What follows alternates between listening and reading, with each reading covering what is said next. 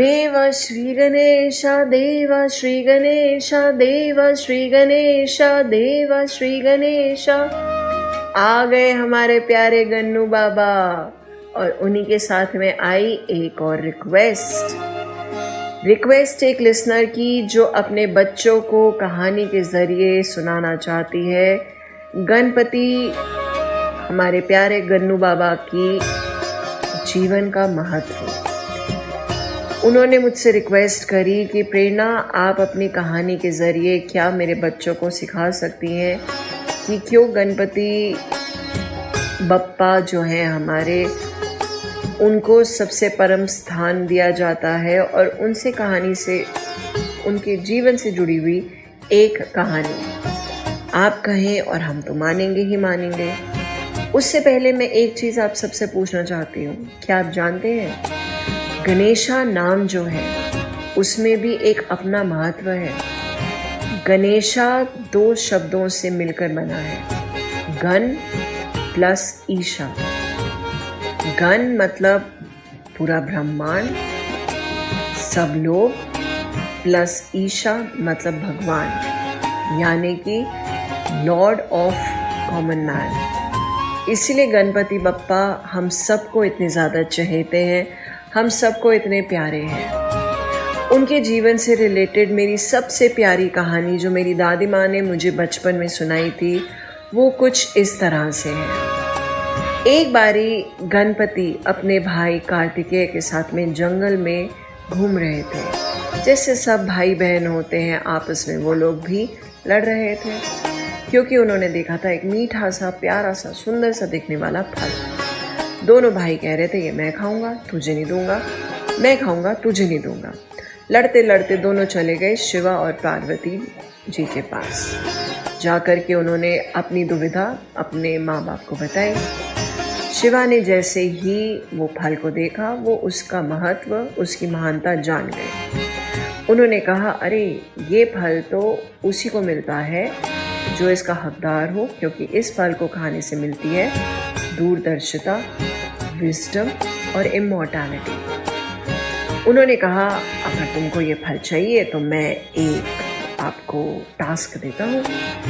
और टास्क क्या था कि आपको पूरे ब्रह्मांड, पूरे यूनिवर्स, पूरी धरती के चक्कर लगाने हैं। बस क्या था, कार्तिकेय के पास थे पीकॉक। उन्होंने अपना पीकॉक लिया, फटाफट उन्होंने इंस्ट्रक्शन सुनी, पीकॉक को उड़ाया और चल पड़े धरती का चक्कर लगाने। साथ में शिवजी ने ये कहा था कि धरती का चक्कर 3 बार ही लगाना है आपको। गणपति तो गणपति है, हमारे प्यारे से क्यूटू से थोड़े से मुटल्ले से गणपति। और उनका पेट क्या था, उनका वाहन क्या है आप सबको पता ही है, मूषक यानी कि चूहा। अब वो तोड़ नहीं सकता। गणपति जी ने जब शिव जी की इंस्ट्रक्शंस को ध्यान से सुना, उन्होंने क्या किया, हाथ जोड़े अपने माँ बाप के आगे और उनकी परिक्रमा लगाई 3 बार। शिव पार्वती समझ तो गए, पर मुस्कुराते हुए उन्होंने गणपति से पूछा गणपति ये क्या कर रहे हो। गणपति जी ने मुस्कुराते हुए कहा आप तो मेरे माँ बाप हैं और मेरा पूरा ब्रह्मांड, मेरी धरती, मेरी दुनिया तो आप सब हैं।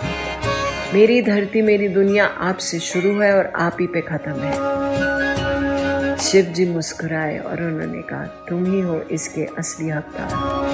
और ये कहते हुए उन्होंने वो फल गणपति जी को दे दिया। What is the moral of the story? The moral of the story is, आज मैं खुद ही बता देती हूँ, नहीं पूछूंगी आप सबसे।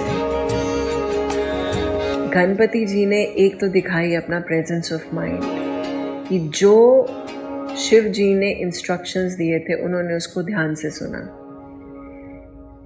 उन्होंने रीड बिटवीन द लाइंस करके अपनी समझ बूझ का परिचय देते हुए उनकी इंस्ट्रक्शंस को ना सिर्फ फॉलो करा बट अपनी चतुरता के ज़रिए उन्होंने उस काम को इतनी आसानी से कर दिया। दूसरा मॉरल, हम सबको अपने माँ बाप को वो इज़्ज़त, वो मान, वो सम्मान, वो प्यार देना चाहिए।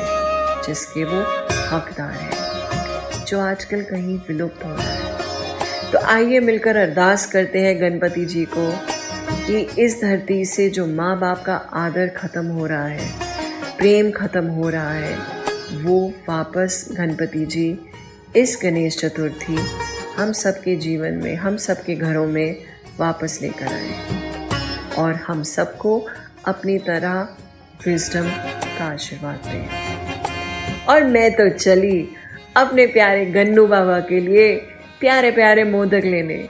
आप सब लोग क्या लेकर के कैसे बहला रहे हैं अपने प्यारे गन्नू बाबा को, अपने घर कैसे बुला रहे हैं। ये सब करने के लिए आपको क्या करना है, इश्क योरसेल्फ। और साथ में कमेंट बॉक्स में बताइएगा ज़रूर क्या करा आपने अपने प्यारे गन्नू बाबा के लिए। मिलते हैं एक और गणपति की कहानी के साथ। तब तक वंस अगेन इश्क योरसेल्फ।